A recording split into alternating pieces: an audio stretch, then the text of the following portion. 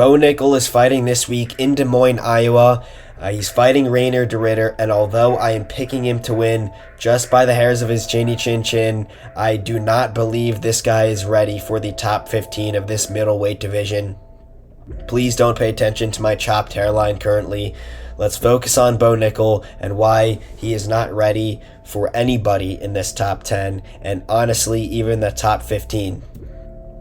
Let's go over his fight and every fight of his UFC career so far, starting with his debut versus Jamie Pickett. All right, Jamie Pickett has since been cut from the UFC, and he's not the only Bo Nickal opponent that has already been cut after losing to Bo Nickal.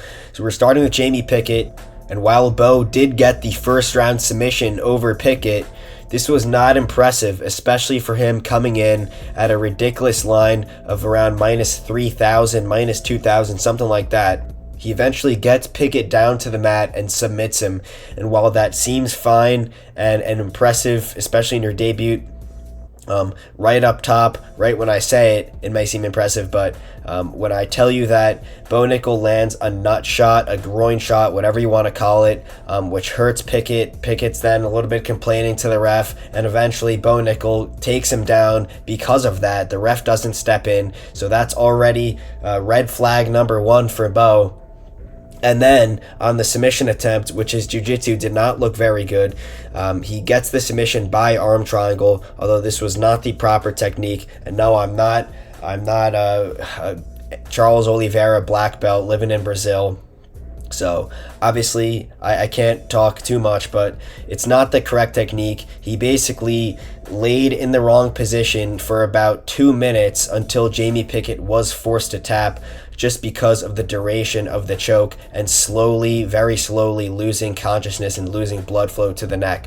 But how you're supposed to do the arm triangle is you're supposed to get your chest flat to the canvas and pass the guard. This is not what Bo Nickal did. He didn't pass the guard. He wasn't able to get the correct leverage and get his chest to the mat when doing the arm triangle choke, and he kind of just laid there, like I said, and if you do it for long enough, a few minutes, you will eventually get the tap, and that's even a low level fighter like Jamie Pickett. You're still gonna have to lay there for a few minutes, and he didn't have the defense to get out of it. So it's a first round finish for Bo Nickal, but probably one of the least impressive first round finishes I've seen in quite a while. Moving on to his next fight versus Val Woodburn. Val Woodburn, they brought him up. I think he was supposed to fight Tresean Gore initially. They bring in none other than Val Woodburn into the UFC just for this fight versus Bo Nickal.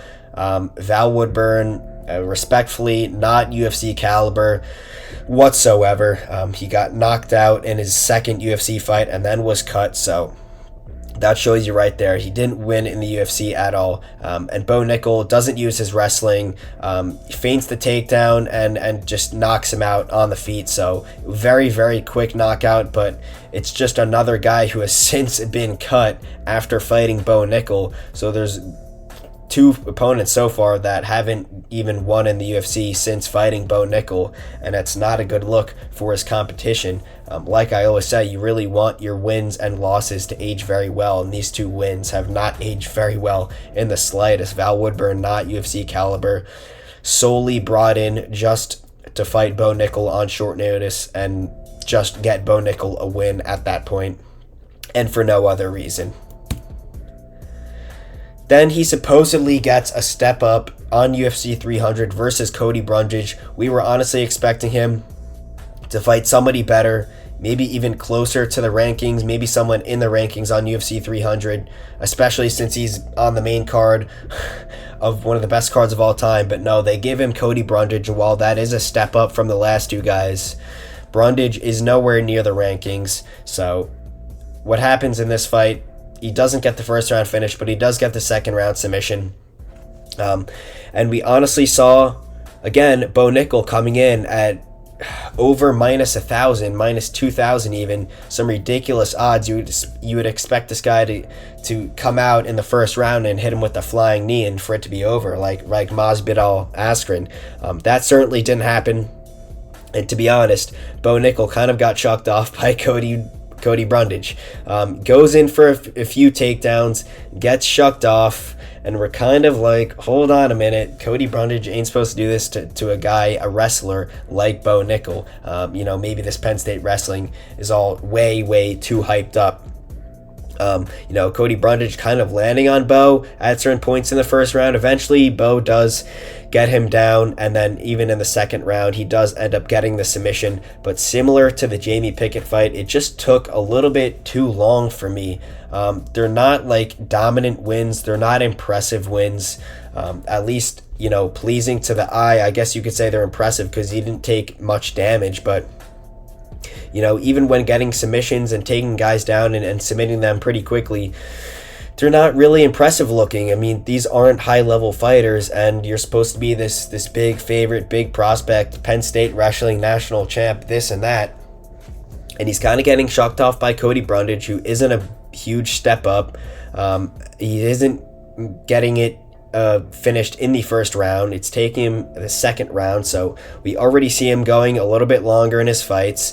And again, a guy like Cody Brundage, I don't really want to see that. He did get the second round finish, so I can't bag him too much. I gotta give him credit where it's due. He was 3-0 with 3 finishes in the UFC, and then his next fight, his last fight versus Paul Craig, finally a well-known fighter, a good bump up in competition for Bo Nickal, but you can tell that this was cherry-picked exactly for Bo Nickal's style and to try and get him the best possible win versus the most well-known guy that he would definitely beat, and that was pretty much Paul Craig. This guy is not a wrestler whatsoever. He certainly has jiu-jitsu. He can certainly throw up a submission off his back, but his striking is just not there, and we've seen it for years now. Guys take advantage of how bad his striking is. We saw it with Kyle Baralho. Why take Paul Craig down when you can just outstrike him on the feet? We saw it with Brendan Allen. These guys are really just outstriking Paul Craig with ease on the feet. So there's really no reason to go to the ground with Paul Craig, especially when you can latch up a triangle off his back. We saw him do it versus Ankalaev. So I'm not getting on Bo Nickal for that. That's a smart game plan. That's what he should be doing. But all of a sudden, you turn into a striker now.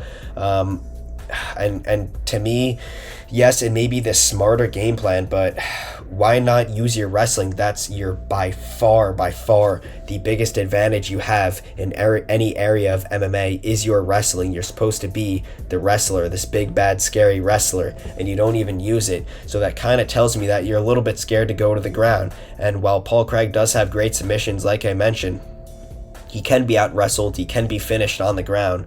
And when you have such a good skill set on the ground, why are you scared to use it? Why are you a little bit gun-shy of shooting takedowns? In fact, he didn't shoot a single takedown in this fight versus Paul Craig. It just made me raise a few eyebrows, to be honest, Bo Nickal, a guy we all know for his wrestling, his Penn State wrestling, all his accomplishments. This guy is nowhere near a striking base. He's, of course, a wrestler. He took up striking not too many years ago, and while he is improving a lot, definitely Joe Rogan's always glazing his striking, how good he's been in such a short amount of time. Joe Rogan's low-key a casual. So Bo Nickal all of a sudden not shooting a single takedown in that fight versus Paul Craig, and then he goes on Ariel Helwani's interview and he's talking himself up. He's got his yes men on the outside telling him how he dominated Paul Craig. He won all 3 rounds. Listen, winning all 3 rounds on a 30-27 scorecard is not domination, or at least not every time. You could inch out every single round. It could be a close competitive fight, but it could still be a 30-27 scorecard. That's what it was. Yes, Bo Nickal won, and I'm not even going to sit here and say that he clearly won all 3 rounds. I think Paul Craig could have taken a round or 2 off him just because there was such low output by both guys, but especially Bo Nickal. It seemed like he was just spamming the same feint the takedown and then hit him with the overhand. And while that's definitely a good technique to use, especially when you have such a threat of the takedown, I mean, how is that going to work versus the top 10 guys, the high-level guys, especially the guys that aren't scared of your ground game, like a Khamzat Chimaev, who we'll get to in a moment, or Robert Whittaker, or anybody with great takedown defense or great wrestling to nullify Bo Nickal, he's going to get absolutely slapped around on the feet by the top 10 guys. So the striking was very underwhelming, and he didn't even use his grappling in that fight. So you could look at it from one way, saying he didn't even use his wrestling and he still won clearly, or you could look at it the other way, saying he didn't even use his wrestling and his striking looks pretty terrible. Either way you look at it, it's just, in my opinion, it wasn't a great fight for Bo Nickal, and I think he's a little bit delusional how he talks himself up. He's got his friends telling him that he dominated Paul Craig and that, you could beat Khamzat, Bo, don't worry, even DC, while announcing the fight, was commenting on Bo Nickal's comments, talking about how he could beat Khamzat right now. DC, and you're saying, and he's, whining about DC, saying that, like, bro, it's Khamzat Chimaev. You're not even in the rankings right now. You haven't proven anything in this sport, and you're saying you could beat Khamzat Chimaev. And then one of the best mixed martial artists of all time, Daniel Cormier, talks about you and kind of puts you in your place, calls you a little bit delusional. You're going to get all pissed off and butthurt about that. Meanwhile, your friends, who are definitely just, telling you what you want to hear, saying you dominated Paul Craig and you could beat Khamzat, Bo, don't worry. That's just not the case. And to think that you know more than Daniel Cormier, and it just shows how delusional Bo is right now. And I'm honestly rooting for him. I'm kind of shitting on him in this video, but I am rooting for him. I want him to prove me wrong. I would like for him to be champ, but at least at this point, I just don't think he's going to be top 10 worthy. I really don't. Thing is, to me, in all 4 of Bo's wins, he just hasn't seemed that impressive, at least compared to how hyped up he has been, to the odds that this guy has carried into these fights at minus 1,000, minus 2,000, minus 3,000, some of the biggest lines we've ever seen. And I mean, the competition kind of seems like a little bit cherry-picked competition for Bo, and the way he's winning, I would like to see a little bit more dominance out of Bo Nickal. And even if we look at the rankings, who is this guy going to beat right now in the top 10 of this middleweight division? I know he's young in this MMA game. I mentioned that in the predictions video. He still has a long way to go, and he's improving a lot, at least in his striking, because he has a wrestling advantage on a lot of these guys, at least from 5 through 10. But I really wouldn't expect this guy to be dominating anybody in the top 5 in the grappling game. I mean, you have guys like Khamzat Chimaev, who would ragdoll Bo Nickal, even Robert Whittaker, not the craziest wrestler, but outstanding takedown defense. Rainer de Ridder, who he's fighting this week, an interesting matchup because this guy's also a grappler, probably not going to be too scared of Bo Nickal's grappling. So that could play out all on the feet. So who knows how that's going to go down, and Bo Nickal all of a sudden is a striker now, so maybe he'll be completely fine with striking with Rainer de Ridder. But even a guy like Brendan Allen, who's honestly similar to Bo Nickal, might even just be a little bit better than Bo in every facet of the game. He's a better striker, he has more power. In my opinion, he's the better wrestler, and he's got far better jiu-jitsu. He knows how to win. Like, Bo Nickal doesn't beat Brendan Allen. Maybe he beats a washed Vettori, who looked terrible, versus Roman Dolidze after a 2-year layoff. But, the stars are going to have to align for him to beat Marvin Vettori. But Vettori's also unfinishable. And he's also a decent wrestler, big for the division. I'm not jumping at the bit to pick Bo Nickal versus Marvin Vettori. No way in hell does he beat Anthony Hernandez. Anthony Hernandez absolutely shoves Bo into a locker at this point. Roman Dolidze, I would pick Roman. I don't see why I would pick Bo Nickal. It just seems like he's not experienced enough, and he's not built up the skills yet to hang with these top 10 guys. Cannonier, Baralho, Whittaker, I don't even have to mention. Maybe Israel Adesanya, just because he's looking a little washed, and he's not a big wrestler as these other guys in the top 10. But that's far down the road for Bo. I don't see him beating anybody in this top 10, even anybody past Rainer de Ridder. So even if he beats Rainer de Ridder, becomes number 13 in the division, I just don't see who they will even give him because you can count on Dana to give Bo Nickal a favorable matchup in the top 10. I don't even know who will even be a favorable matchup at this point because they're all just so good. Like I said, I'm rooting for Bo Nickal.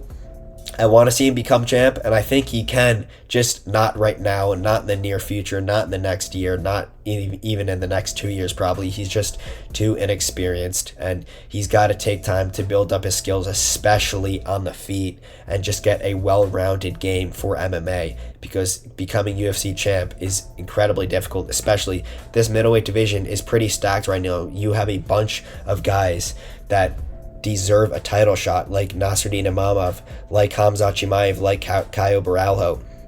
Anthony Hernandez is well on his way to getting a title shot. There's a bunch of guys that look really, really good in this middleweight division right now. So yeah, that'll do it for this video. Kind of going over Bo Nickal's UFC career, why he wouldn't last in the top 10 right now. If you like the video, please drop a like, subscribe, comment, and that'll be it for me.